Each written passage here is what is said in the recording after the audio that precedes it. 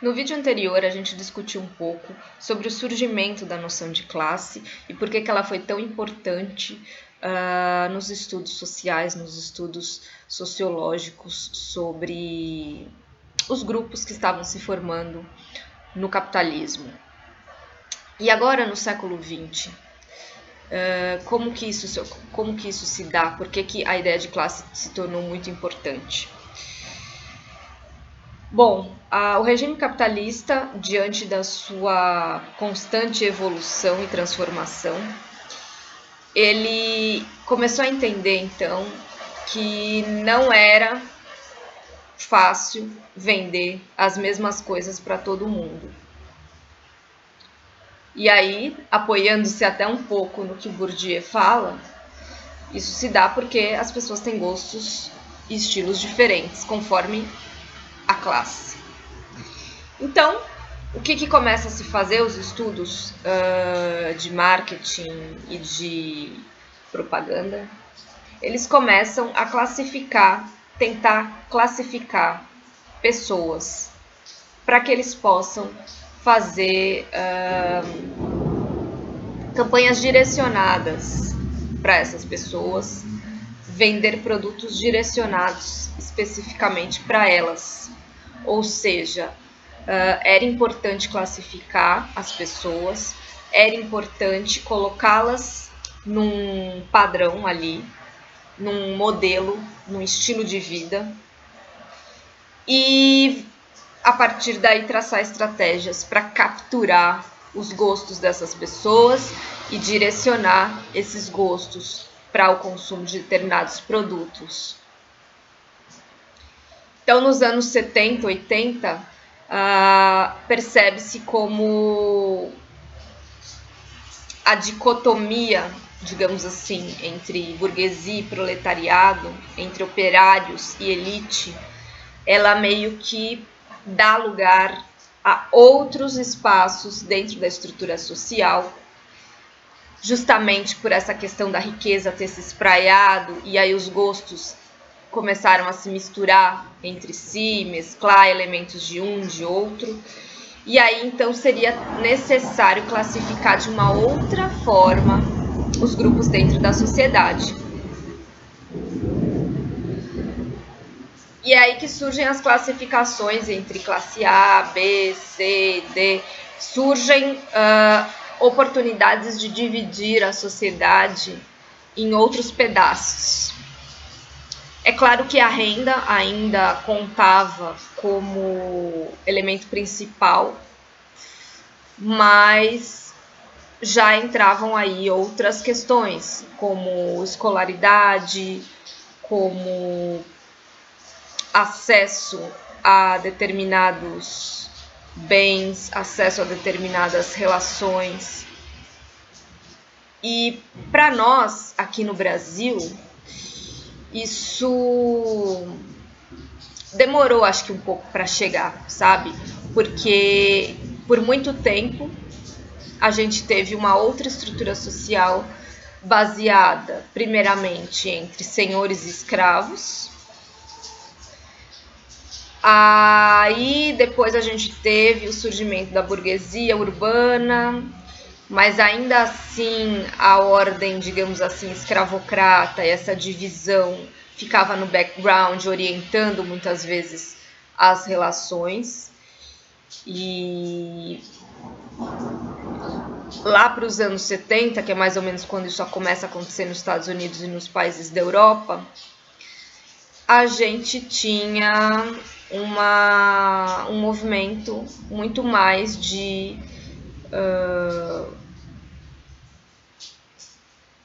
colocar a ideia de uma classe média aí no lugar entre os mais pobres e a minoria rica da elite. Só que, no caso brasileiro, a questão da classe social, ela ficou plasmada, calcada na questão da ordem escravocrata, justamente porque a herança do que aconteceu aqui, de escravização de povos, ela foi tão forte que ela criou impedimentos para que a ascensão social ocorresse.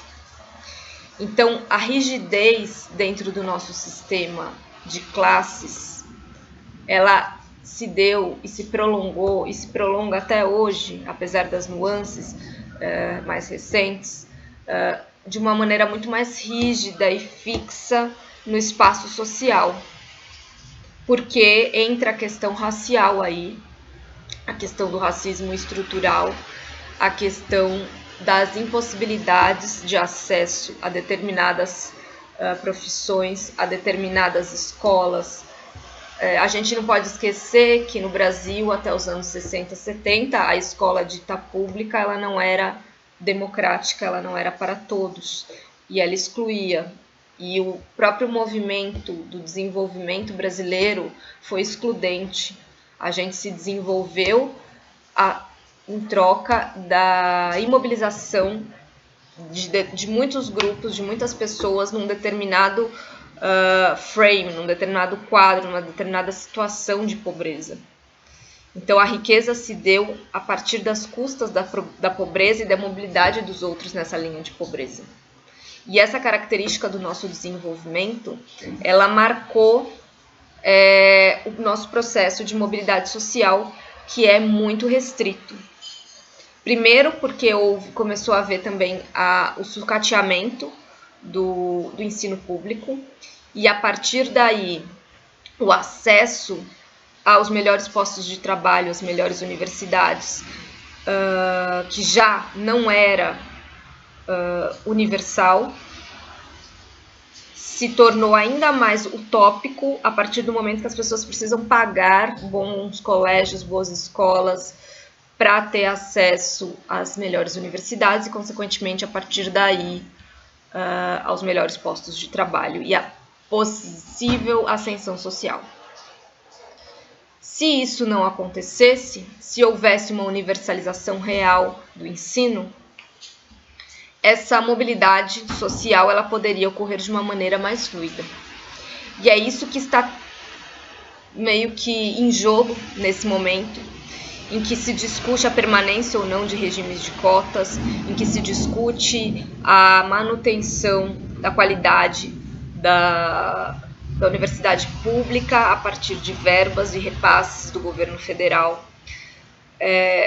O que está por trás desse projeto, então, de diminuir verbas e sucatear a universidade pública é, de alguma maneira, uma tentativa de brecar a possibilidade de ascensão social de grupos que não estavam antes aptos a isso, justamente porque não tinham condições de acessar esses lugares dentro da sociedade, uma universidade, por exemplo. Então a sociedade brasileira ela continua cindida, apesar da gente perceber que nos últimos anos tem havido um movimento de início de oportunidades de mudança de mobilidade social. A nossa sociedade ainda é muito pautada em posições mais estruturantes e mais limitantes da mobilidade social, justamente por nossa herança escravocrata. Contudo, o mercado brasileiro, o mercado de trabalho, o mercado de consumo, ele também precisou classificar os brasileiros segundo estratos para poder direcionar suas vendas, para poder direcionar os seus produtos. Só que, no caso brasileiro, digamos assim, a gente passou um bom tempo fazendo uma classificação meio fake, porque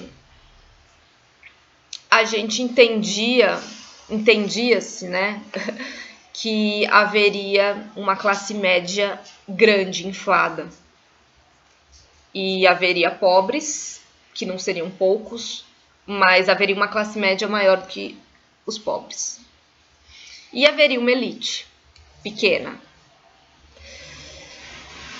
Só que aí, quando a gente entra com um sistema classificatório de classes A, B, C, D, E, a gente percebe que no Brasil, na verdade, segundo os critérios da nossa faixa de salarial, dos nossos mecanismos de renda per capita, renda familiar. A gente está muito mais num cenário de muita pobreza do que uma classe média, digamos assim, maior do que as classes mais baixas. E se existe de fato uma classe média, ela não é a classe média que antes se julgava como classe média. Essa classe média que se julgava como classe média, na verdade, ela é parte de uma elite. Quem realmente compõe a classe média, se a gente for pensar no termo médio, que está ali no meio, que então seria a classe C, que está entre a classe AB e a classe DE, ela é composta por um grande número de pessoas que, digamos assim, ascendeu socialmente das classes D e E nos últimos anos, devido às políticas públicas de inserção no ensino superior, devido às políticas redistributivas, as políticas de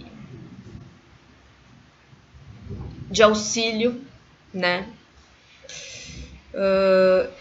E aí a gente então entende que, na verdade, o que se tem como classe média no Brasil é o retrato de um determinado estilo de vida, de um determinado gosto de classe, que não dialoga com aquele que se julgava de ser de classe média.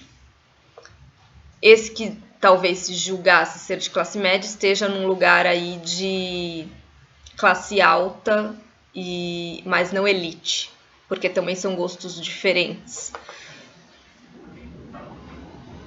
E para que tudo isso é importante discutir?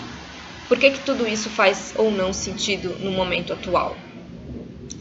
Porque eu acredito que houve um projeto, digamos assim, de apagamento de consciência de classe no país.